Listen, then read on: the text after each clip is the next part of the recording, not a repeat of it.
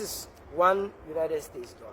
So if you take this particular currency and go to any of these countries, you can spend this, but you cannot spend any of these in any other currency country except the country in which it was issued.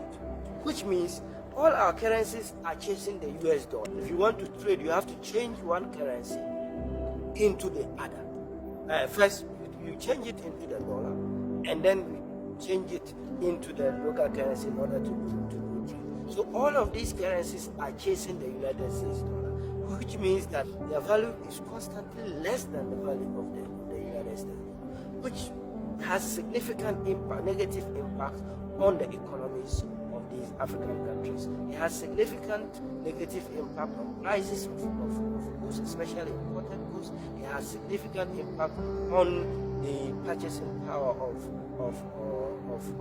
the citizens of any of these countries.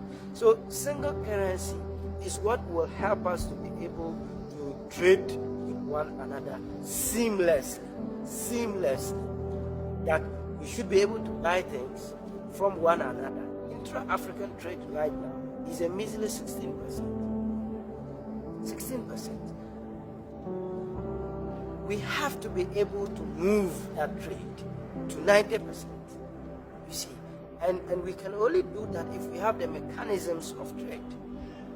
One of such is the currency, the medium of exchange between. So as young Africans, we want not only to be able to move in our continent freely, because that is what will open opportunities for us. We also want to make things easy for ourselves in order to trade. Entrepreneurship. African young people are very, very smart, and they are thriving in very, very difficult circumstances. They are seeing opportunities all over the continent. But these restrictions, visa requirements, and all these other restrictions are putting, blocks on the way of African prosperity, and we want those things to be removed. One passport would automatically create the identity of one African citizenship, so that you don't have to deal with all these multiple passports and visas and all of those things.